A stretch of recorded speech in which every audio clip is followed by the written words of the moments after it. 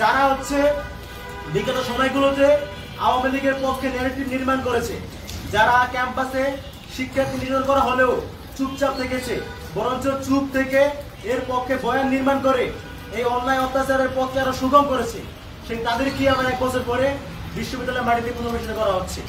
আমরা শিক্ষার্থীরা কোনোভাবেই এই ধরনের অন্যায় আচরণ মেনে নিতে পারি না। এবং একই সাথে এটি আমাদের জুলাই গণঅভ্যুত্থানের যে স্পিরিট, সেই স্পিরিটে এক ধরনের গাদ্দারি করা হচ্ছে। এই গাদ্দারির প্রতিবাদে আমরা শিক্ষার্থীরা সবসময় ছিলাম, এখনো আছি, সামনেও থাকবো।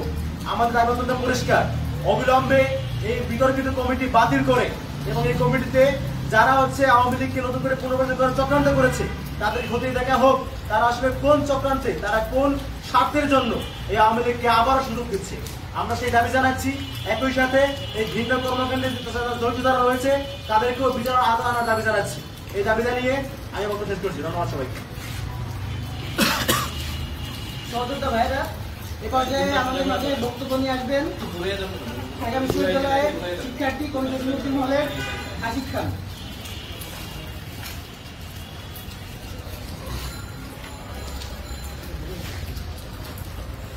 সংগ্রামী উপস্থিতি, আপনারা জানেন 2024 সালের জুলাই আগস্টের গণঅভ্যুত্থান ছিল শিক্ষার্থীদের স্বতঃস্ফূর্ত এবং এই ক্ষোভের উৎস কি?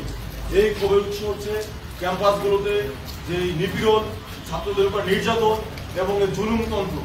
এবং আপনারা ভালো করে জানেন যে এই জুলুমতন্ত্রের বৈধতা দিয়েছিল এই বিশ্ববিদ্যালয়ের কিছু শিক্ষক নামের কুলাঙ্গাররা। তারা হচ্ছে নীল দলের শিক্ষকরা, তারা স্বৈরাচার পতনের পরেও তারা এখনো পর্যন্ত বিভিন্নভাবে গুটিবাজি করে যাচ্ছে এবং ক্যাম্পাসগুলোতে অস্থিতিশীল পরিবেশ তৈরি করার চেষ্টা করেছে। আমরা যেই জায়গায় দাঁড়িয়ে রয়েছি ঢাকা বিশ্ববিদ্যালয় ক্লাবের সামনে, আপনারা জানেন যে 5ই আগস্টের পরবর্তী সময়েও এই ঢাকা বিশ্ববিদ্যালয় ক্লাবের ভিতর থেকে জিনাতুরা থেকে শুরু করে ফ্যাসিবাদের মদতপুষ্ট যত ধরনের শিক্ষকরা ছিল নীল দলের, এই শিক্ষকরা এখান থেকে ষড়যন্ত্র করে গিয়েছে এবং আমরা দেখতে পাচ্ছি তাদের এখানে অনেকগুলো ডকুমেন্টস আমরা পেয়েছিলাম। আমরা তখন থেকেই এই ঢাকা বিশ্ববিদ্যালয় ক্লাবের যেই ষড়যন্ত্র রয়েছে এবং প্রতিটা ফ্যাসিবাদের মদতপুষ্ট শিক্ষকদের যে গুটিবাজি রয়েছে, সেই মদত এবং গুটিবাজি ষড়যন্ত্রের বিরুদ্ধে আমরা তখন থেকে ভোকাল ছিলাম। এবং সর্বশেষ আমরা দেখতে পেয়েছি যে এই জুলাই মাসের 1 জুলাই আমরা দেখতে পেয়েছি ঢাকা বিশ্ববিদ্যালয় ক্লাবে একটা ডামি কমিটি দেওয়া হয়েছে এবং এই কমিটি দেওয়া হয়েছে অনেক ধরনের নীল দল এবং সাদা দলের সমঝোতার বিতর্কের মধ্য দিয়ে। আমরা এটা সুস্পষ্টভাবে দেখতে পাচ্ছি। আমরা দেখেছি যে এই কমিটির যিনি নির্বাচন কমিশনার ছিলেন তিনি সাদা দলের কলা অনুষদের ডিন এবং আমরা দেখতে পেয়েছি যে নীল দলের যিনি সেক্রেটারি তিনিও এই কমিটিতে পদায়িত হয়েছেন। ইভেন নীল দলের ফ্যাসিবাদের আমলে যে শিক্ষকরা সিনেট সদস্য হয়েছিলেন সেই শিক্ষকরা পর্যন্ত এই কমিটিতে স্থান পেয়েছে। 15 সদস্য বিশিষ্ট কমিটি হয়েছে। 15 সদস্য বিশিষ্ট কমিটির ভিতরে 7 জনই আওয়ামী মদতপুষ্ট নীল দলের শিক্ষক। আমাদের বুঝে আসে না 5ই আগস্টের পরে রক্তক্ষয়ী একটা বিপ্লবের পরেও কিভাবে ঢাকা বিশ্ববিদ্যালয়ের মতো ক্লাবের মতো গুরুত্বপূর্ণ জায়গায় কিভাবে ফ্যাসিবাদের পুনর্বাসন হয়। আমরা এটাকে স্পষ্ট ঢাকা বিশ্ববিদ্যালয়ের ইতিহাসে আর একটা কারণ হিসেবে দেখতে পাচ্ছি এবং এইটা ফ্যাসিবাদের পুনর্বাসনের একটা নজির হিসেবে থেকে যাবে। আমরা স্পষ্টভাবে দাবি জানাই এই জামি কমিটি অবিলম্বে বিলুপ্ত করা হবে এবং ঢাকা বিশ্ববিদ্যালয় ক্লাবকে ফ্যাসিস্ট এবং নীল দল এবং যেই ধরনের শিক্ষকরা রয়েছেন যারা হচ্ছে নির্যাতনের সাথে জড়িত ছিলেন এই ধরনের ষড়যন্ত্রকারী শিক্ষকদের থেকে মুক্ত একটা ঢাকা বিশ্ববিদ্যালয় ক্লাব করা হবে। ঢাকা বিশ্ববিদ্যালয় ক্লাব অত্যন্ত গুরুত্বপূর্ণ একটা জায়গা এবং এই গুরুত্বপূর্ণ জায়গা গুরুত্বপূর্ণ ক্লাবটাকে আমরা কোনোভাবেই ফ্যাসিবাদের একটা পৃষ্ঠপোষক হিসেবে আমরা এই ক্লাবকে দেখতে পাই না। আপনারা জানেন যে বিগত 15 বছরে এই ঢাকা বিশ্ববিদ্যালয় ক্যাম্পাসে যত ধরনের ছাত্র নির্যাতন হয়েছে প্রত্যেকটা হল থেকে বিভিন্ন শিবির সংগ্রহ থেকে শুরু করে বিভিন্ন ট্যাগ দিয়ে শিক্ষার্থীদেরকে যে নির্যাতন করা হয়েছে, গেস্ট রুম গণরুম কালচার করা হয়েছে, এই প্রত্যেকটা বৈধতা দানকারী ছিল এই ধরনের শিক্ষকরা।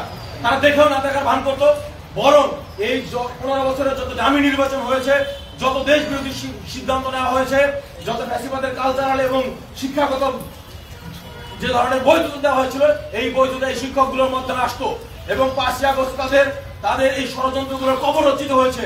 এই কবর রচিত হওয়ার পরেও তারা এই ঢাকা বিশ্ববিদ্যালয়ে এখনো কিভাবে গুটিবাজি করে যাচ্ছে এবং সর্বশেষ আমরা দেখতে পাচ্ছি 1 জুলাই ঢাকা বিশ্ববিদ্যালয় ক্লাবে তাদের হচ্ছে পুনর্বাসন করা হয়েছে।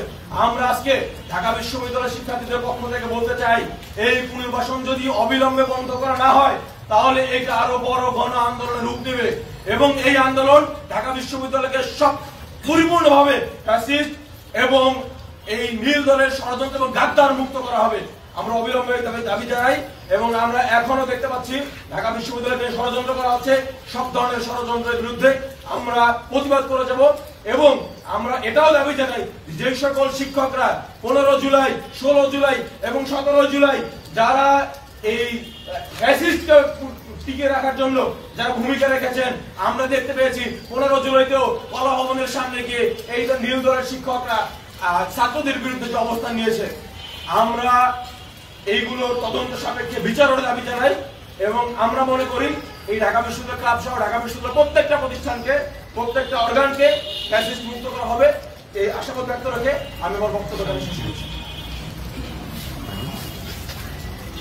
ফ্যাসিবাদের দোষরদের কোনোভাবেই পুনর্বাসন ঢাকা বিশ্ববিদ্যালয়ের শিক্ষার্থীরা মেনে নেবে না। আপনাদের সামনে এ পর্যায়ে বক্তব্য নিয়ে আসছেন ঢাকা বিশ্ববিদ্যালয় ইসলামী ডিগ্রির শিক্ষার্থী ফজলুল হক।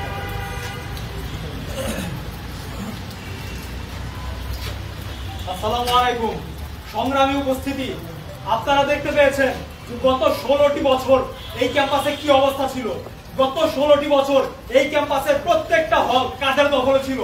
গত 16টি বছর আমার বোনদের পর্যন্ত, আমাদের ভাইদেরকে তো দূরে থাক, আমাদের বোনদেরকে পর্যন্ত ছাত্রলীগের এমনকি আওয়ামী লীগের নেতাদেরকে প্রোটোকল দেওয়ার জন্য, তাদেরকে সালাম দেওয়ার জন্য আমার বোনদেরকে পর্যন্ত ক্লাস থেকে বের করে নিয়ে এসে এই বিভিন্ন জায়গায় প্রোগ্রাম করানো হতো। আপনারা দেখেছেন কারা এর জন্য দায়ী, কারা এই জিনিসটাকে জাস্টিফাই করেছে। এই বিশ্ববিদ্যালয়ের নীল দলের শিক্ষকেরা এই জিনিসটাকে জাস্টিফাই করেছে। তারা শুধুমাত্র গত 16টি বছর আমার বোনদেরকে ক্লাস করতে দেয়নি এরকমটা না, আমার ভাইদেরকে বের করে দেয়নি, বের করে দেয়নি এরকমটা না। তারা এই জিনিসটার পক্ষে ন্যারেটিভ উৎপাদন করেছে।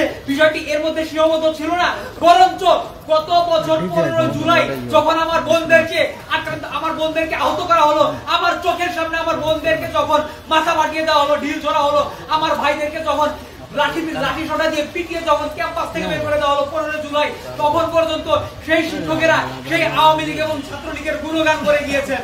আপনারা দেখেছেন এই শিক্ষকেরাই পরবর্তীতে 17 জুলাই যখন আমাদেরকে এই ক্যাম্পাসে আমাদেরকে গুলি করা হলো, আমাদের সামনে রাবার বুলেট নিক্ষেপ, আমাদের সামনে রাবার বুলেট দিয়ে গুলি করা হলো, আমাদের সামনে গ্রেনেড ছোড়া হলো, আমাদেরকে ককটেল বিস্ফোরণ করে আমাদেরকে আহত করা হলো, তখন পর্যন্ত এই শিক্ষকেরা একটি বারের জন্য প্রতিবাদ করেনি।